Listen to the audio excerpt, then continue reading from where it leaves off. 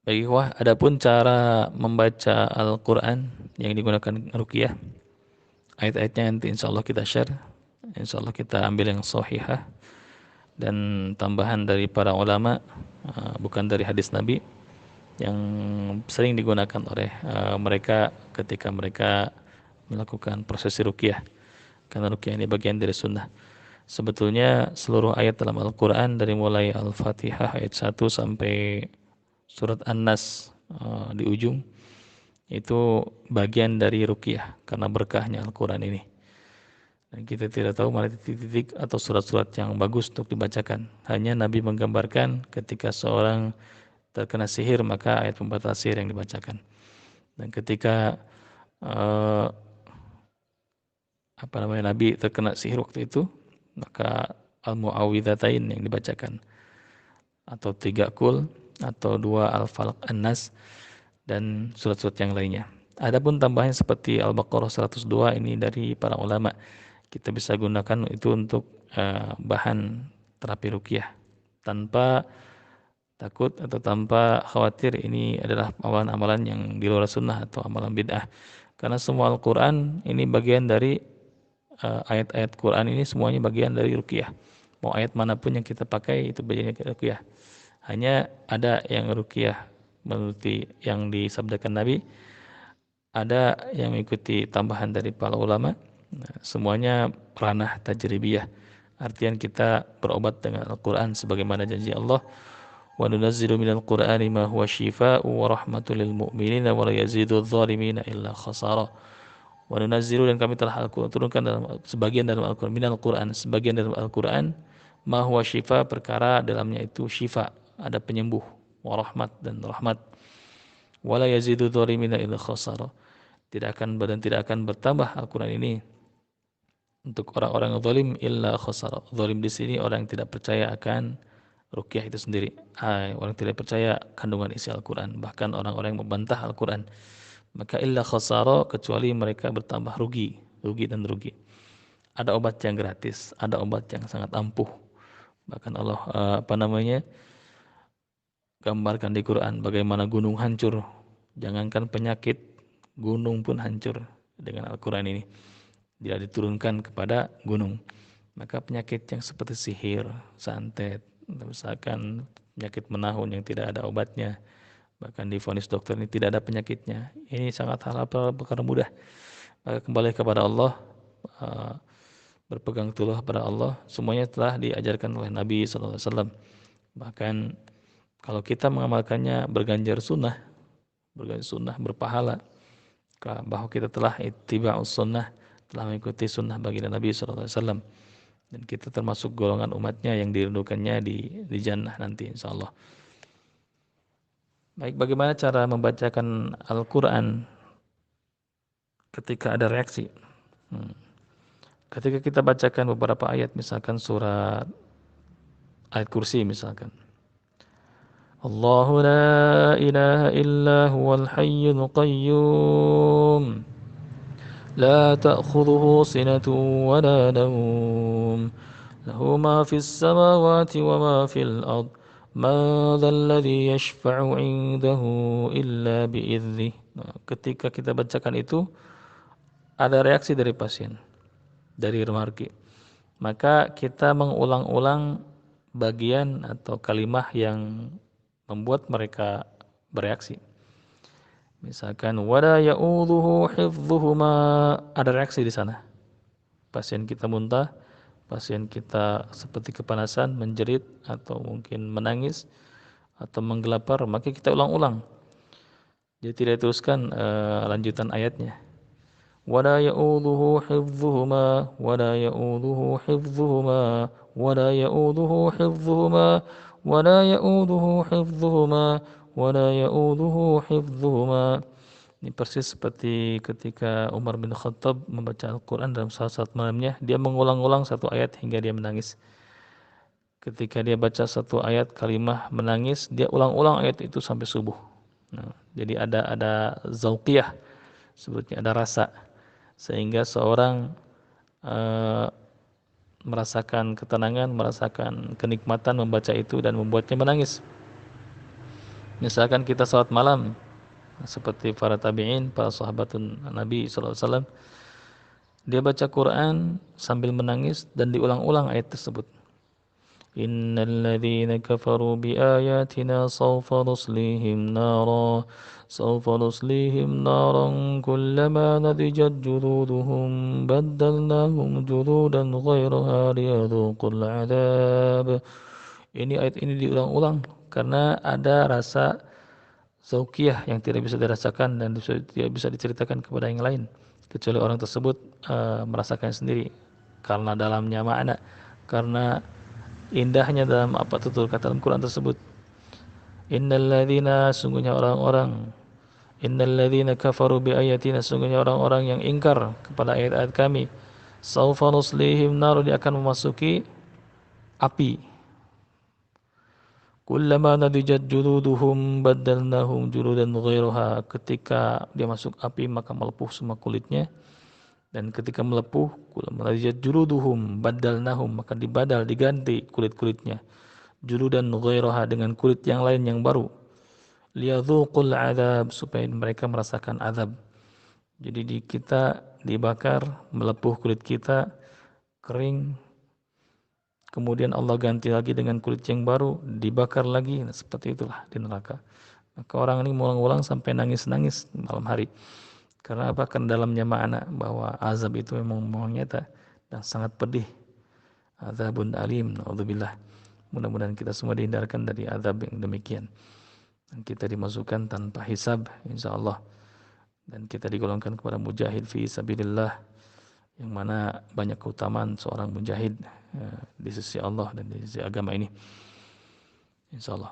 Kembali, bacaan tadi yang kita gunakan untuk meruqyah yaitu bacaan yang standar, dan ketika kita bacakan, mau dia beri muqaddimah di diagnosa, mau ketika kita meruqyah, ketika kita bacakan dan ada reaksi di pasien itu sendiri, maka diulang-ulang di kalimat tersebut sampai muntah. Ciri-ciri jin keluar ketika kita ruqyah dari pasien kita paling umum adalah muntah, sendawa, menangis hebat, seperti ada yang lompat di punduk, atau beban di punduk yang tadinya berat jadi ringan, sakit kepala jadi hilang, atau kalau dari jalur bawah, mohon maaf, kentut, buang air kecil, buang air besar, keringat berlebih, ini pun sama. Ini sama ciri-ciri mereka sudah keluar. Nah, tinggal kita tanyakan kepada pasien bagaimana rasanya, masih berat, masih sakit, masih pening, masih pusing, atau masih was-was. Jadi, kalau misalkan mereka ceritakan alhamdulillah sekarang sudah agak-agak ringan, nah, baru kita sarankan untuk ruqyah mandiri, untuk ajarkan ruqyah mandiri. Kemudian ajarkan mereka untuk mempertebal benteng, mengajarkan benteng sunnah. Benteng sunnah apa saja misalkan, nah, ajarkan mereka zikir pagi dan petang. Dari mana bacaannya? Cari yang sahih. Mau cari bukunya boleh, sekarang lebih canggih, ada di Android, tinggal cari di Play Store. Zikir pagi petang sahih misalkan. Nah, langsung diamalkan di pagi dan petang. Pagi setelah subuh sebelum terbit matahari, dan setelah asar sebelum terbenam matahari, dibacakan, dawamkan. Kemudian kita sarankan pasien kita untuk ruqyah mandiri dengan Al-Baqarah, terapi Al-Baqarah. Bacakan di tengah rumah. Dan kemudian kita pun sarankan mereka untuk menghentikan semua amalan-amalan yang bersifat di luar sunnah, kembali kepada Nabi, kembali kepada Allah dan kepada Rasulnya. Lalu bertahap, insya Allah pelan-pelan sambil perbaiki akhlak. Nah, masih banyak amalan-amalan yang belum kita lakukan, amalan Nabi ini. Kita tidak memilih amalan-amalan yang baru, amalan-amalan yang sifatnya tanpa sanad, tanpa ada keterangan, tanpa ada dalil. Maka amalkan yang diamalkan Nabi. Ini sudah 24 jam, sudah sangat penuh, bahkan kita akan kekurangan waktu daripada kita sibuk mengamalkan amalan-amalan di luar sunnah. Efeknya lempar-lemparan, kadang-kadang mungkin ijabah, mungkin juga tidak. Yang pasti amalan di luar sunnah mereka mengundang jin masuk ke dalam tubuh kita. Jin apa? Jin muslim, bisa jin khodam, dan jin-jin yang lainnya. Naudzubillah. Tergantung niat, tergantung bacaan yang diprioritaskan. Misalkan ini jin asihan, Maka wiridnya ini dibacakan surat Yusuf misalkan ayat 1 diulang-ulang, dibaca ribuan kali tiap malam. Nah, ini kan di luar sunnah. Maka jin yang khusus untuk pengasihan dia masuk ke dalam tubuh. Ketika kita bacakan ruqyah pasti kepanasan. Dan efeknya itu luar biasa. Luar biasa bagaimana? Namanya setan masuk ke dalam tubuh, dia tidak kuat bahkan enggan diajak ibadah. Masuk masjid panas, nggak betah. Sedangkan ciri orang munafik adalah mereka tidak betah di masjid dan betah di pasar. Duduk di masjid berlama-lama tidak betah, dan di pasar berlama-lama betah, di mall lama-lama betah. Itulah ciri-ciri mereka yang munafik. Naudzubillah. Bahkan bangun subuh susah, sholat isya berat. Nabi menggambarkan orang munafik, laisa salatu athqalu 'alal munafiqina illa min salatil fajri wal isya. Tidak ada salat yang lebih berat untuk orang-orang munafik kecuali salat fajri wal isya, salat subuh dan salat isya.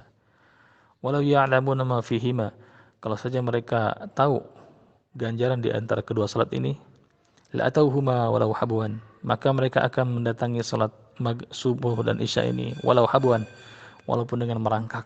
Saking sangat munafiknya, ganjarannya besar, dia mau ganjarannya tapi tidak mau, berat, saking sangat beratnya orang munafik ini. Saking munafiknya dia datang ke masjid merangkak. Nah seperti itu. Kalau Allah tahu ganjaran kedua salat ini, hanya saja Allah tutup mati, kunci mati orang-orang munafik. Semoga hidayah atas mereka semua. Dan tugas kita adalah menyampaikan. Ini hadisnya sahih, hadis Bukhari Muslim. Kita bisa gunakan diagnosa tersebut. Ciri-ciri orang yang misalkan ada gangguan dalam tubuhnya, jelas mereka tidak kuat baca Al-Quran pasti, karena sihir ini, rafal atau mantra sihir yang sering dia gunakan, atau mungkin dia terkena sihir dari luar, maka dia berefek pada dengan Quran, berbenturan dengan Quran. Al-Quran yang membawa kesejukan, membawa hidayah, membawa nur, membawa cahaya, sedangkan sihir membawa zulmat.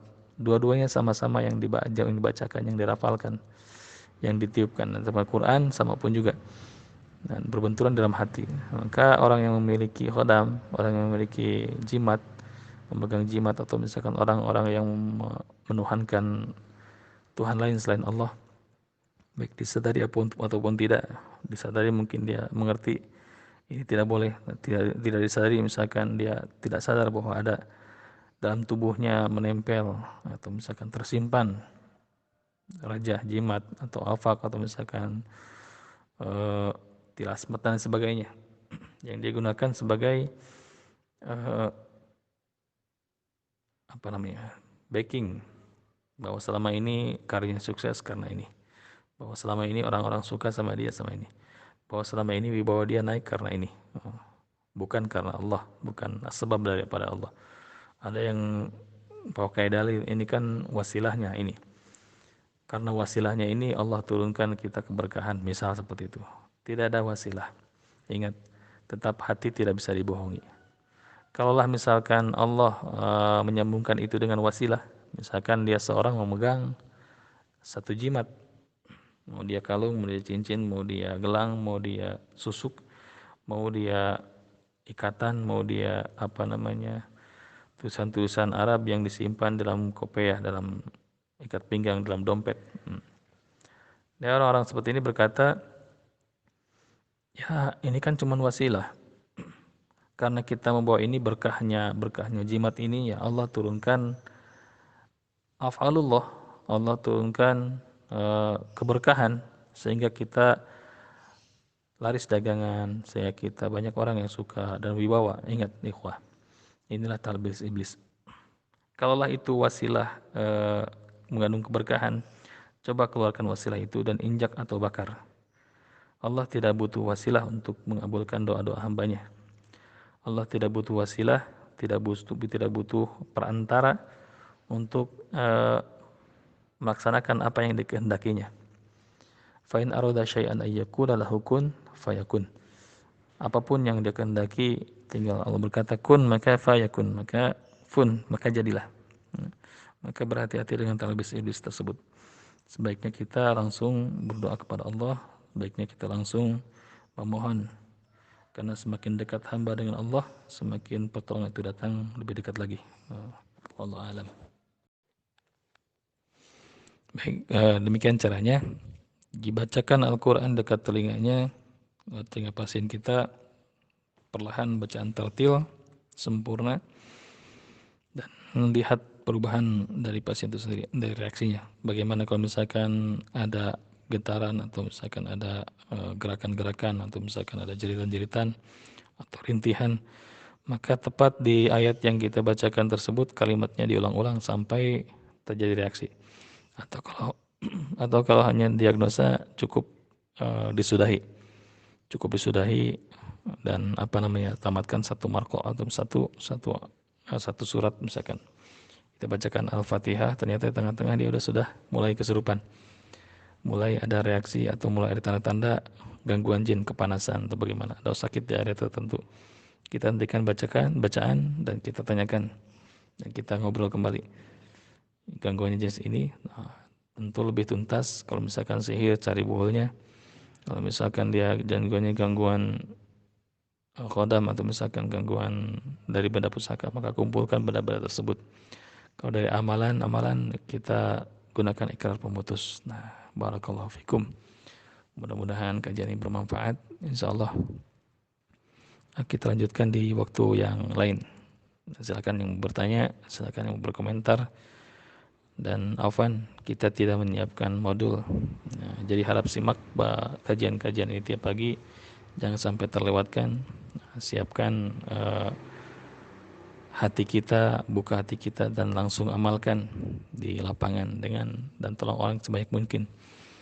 Afwan juga, kami tidak bisa men-share ulang bahasan atau kajian-kajian yang lama, karena memori pasti penuh nanti.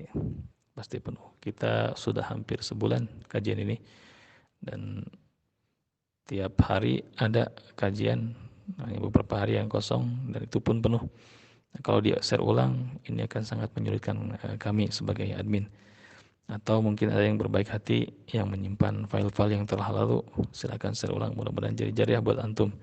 Sedekah di pagi hari, mudah-mudahan bermanfaat bagi kita semua. Ingat, di sini tidak ada yang lebih senior atau guru, atau misalkan bagaimana kita belajar bersama. Jadi saya sedikit pengalaman pribadi dan tim kami di lapangan, semoga bisa bermanfaat. Sebelum ajal menjemput kami, ini sudah kami sebarkan sebelum Allah tutup usia kami, dan sebelum ilmu ini diangkat, ya kita sebarkan, dan semoga bermanfaat bagi muslimin, sehingga mereka tidak kebingungan saat mereka menghadapi masalah ataupun musibah. Kebingungan artian, kebingungan biaya, kebingungan finansial, kebingungan bagaimana cara mengobatinya. Bahkan mungkin yang habis jutaan kalau kita masuk ke ranah medis. Cukup dengan ayat Al-Quran yang kita baca tiap hari, ini akan bermanfaat tanpa keluar dari koridor akidah, dan bahkan tanpa menjadi maksiat. Nah, kita berobat ke dokter, mungkin kita ragu apakah obatnya ini campur dengan sesuatu yang haram atau yang halal murni. Nah, kita tidak tahu kan. Maka inilah fungsinya kita belajar Tibun Nabawi atau Ruqyah Syariah salah satunya. Semoga Allah SWT mencukupkan semua pahala dan semua keberkahan dan ilmu yang bermanfaat bagi kita semua. Barakallahu fikum. Wal afwa minkum. Allahumma inni na'udzubika min ilmi la yanfa' wa na'udzubika min qalbi la yakhsha. Subhanakallahumma bihamdika asyhadu an la ilaha illa anta astaghfiruka wa atubu ilaik. Wassalamualaikum warahmatullahi wabarakatuh.